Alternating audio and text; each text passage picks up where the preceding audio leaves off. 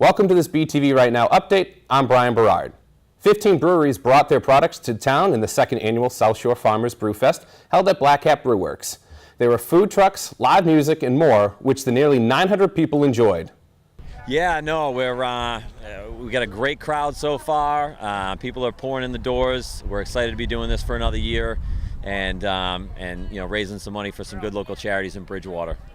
And now we have a few more brewers. It looks like, looking around here, looks like it's a little more spread out as well. What did you take from last year and put forth to this year? Because it looks like there's some differences. Yeah. This year we have every brewery in the southeast. So we have 15 breweries as compared to 10 from last year.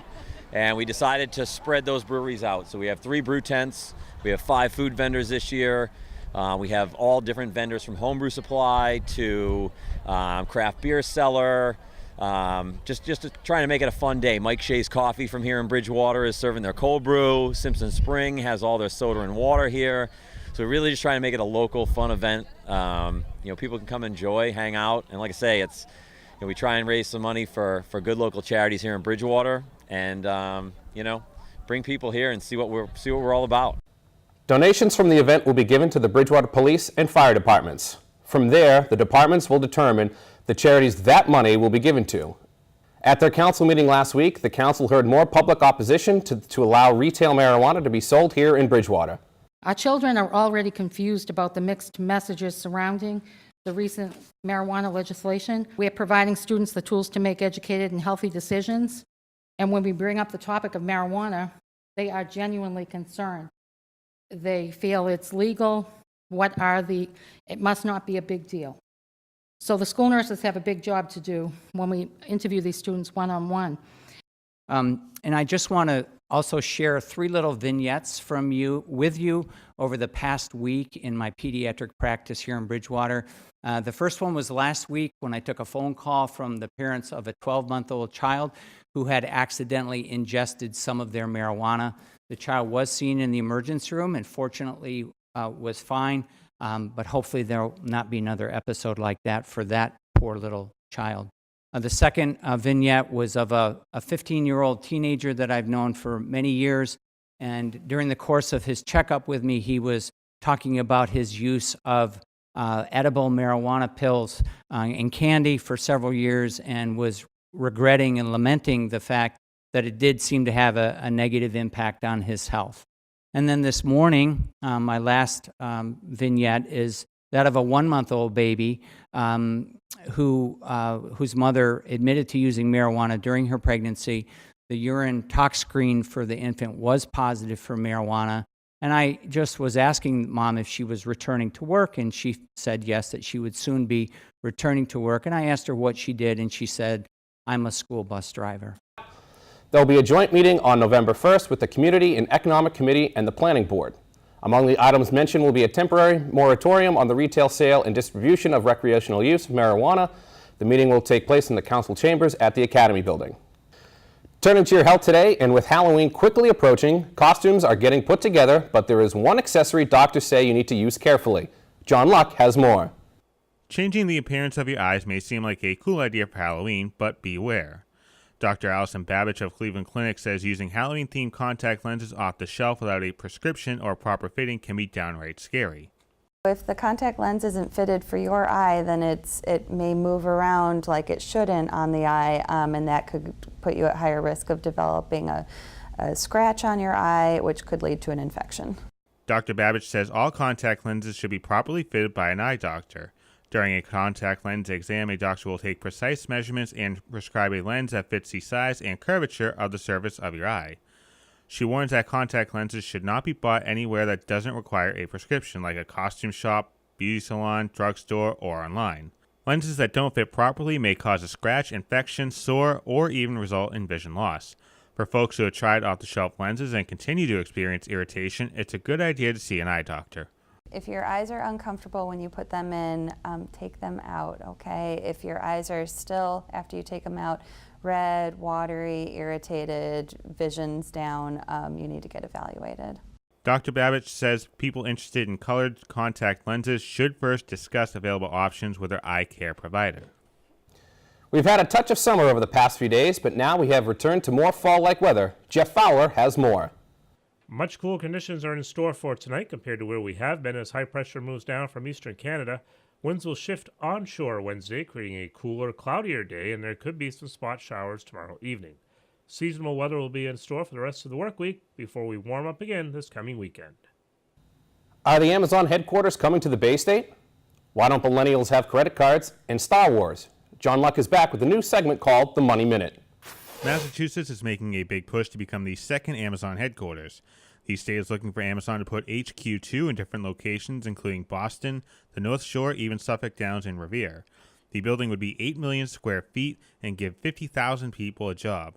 The deadline for the bid is next Thursday. According to a 2016 Bankrate survey, more than two-thirds of millennials don't have a credit card, while people ages 30 to 49 do have one. The survey says close to 70% of people age 65 and over have at least one credit card.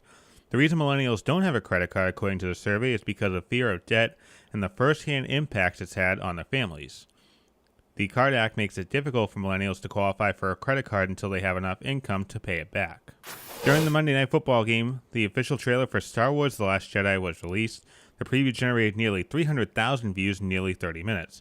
This is a sequel to The Force Awakens, which was released back in 2015 and is the 8th movie in the franchise, which was acquired by Disney for $4 billion. The Last Jedi is the final film featuring the late Carrie Fisher. The movie is set to open on December 15th. The BR Trojans opened up their brief OCL schedule against Dartmouth on Friday night with a convincing 35-14 win. Corey Sullivan was 9 of 12 with 115 yards passing and a touchdown and an interception. We'll have full highlights on Bridgewater this week. Bridgewater State's football team lost their 5th game of the season to Plymouth State with a 17-7 final. Stefano D'Amelio was 22 of 43 passing with 173 yards and 2 interceptions in a game where BSU could only muster 216 yards of total offense. On Out of Bounds today, we talk about the end of the Red Sox season and whether or not John Farrell will be on the unemployment line later this week.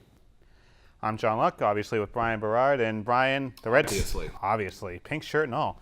The Red Sox lose once again in the divisional series. This time, big step, big improvements here. One game. One game at a time, John. That's the motto. So a lot of talk this season has been about John Farrell maybe being fired or being forced to step down. 2018 opening day, is Farrell going to be the manager of the Red Sox? I sure hope not. I think it's time to move on, not only from John Farrell, but from several players as well. But I think that John Farrell has kind of lost his voice in that clubhouse, and I don't think he was really that great of a manager. Yes, I know he won the World Series in 2018, but we've kind of said our piece as to why we think the Red Sox won that one. Of course, that was the year of the marathon bombings, and maybe they had the city behind them, but I really don't think the winning ways of this team is because of John Farrell. I think it's because of the team that Dave Dombrowski has put together. So if I'm the Red Sox, if I'm Dave Dombrowski, I part ways with John Farrell. I think this is a very interesting time to be a Red Sox fan because I think this is a turning point as far as the team as a whole goes. You traded for Chris Sale, you traded for Craig Kimbrell, so your farm system, done. John Farrell, is he going to be your manager or not? Who's the true voice of that locker room right now, or the clubhouse, I should say? Is it Dustin Pedroia? Is it David Price? Is it an anonymous third party? We don't know. But there's a lot of questions in that locker room. And I think John Farrell, like you said, lost the clubhouse because you go back to earlier in the year, the whole episode with Dennis Eckersley. He had a couple instances where he looked like a clown coming out of the dugout calling for a pitcher, but he wasn't able to bring the pitcher in or he changed his mind. I go back to that last Saturday of the regular season when he almost brought in Addison Reed, just screaming at Addison Reed to go back in. That was just a microcosm of John Farrell as a manager. I go back to Game 4 as well against the Astros, the one that ended it all. If you're going to go ahead and have your job on the line, I don't care if it's David Ortiz at the plate barking at the home plate umpire. I'm not going out there. Dustin Pedroia, this is your mess to deal with. Get yourself thrown out of the game.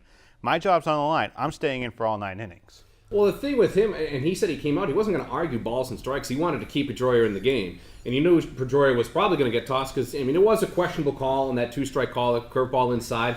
He said, he figured, it's more valuable to have Pedroia in the game than me. So if I have to get thrown out, hey, I have to get thrown out. I understand, that perspective of that. He wanted to keep his star player in the game.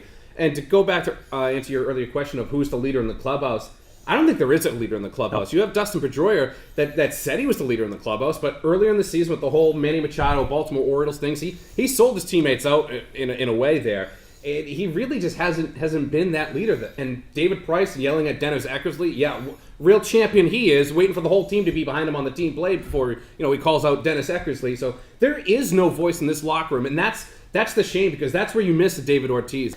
Baseball season's done, but don't worry, we still got hockey, football, and of course, the big one, basketball. Thanks for watching this BTV Right Now update. I'm Brian Berard.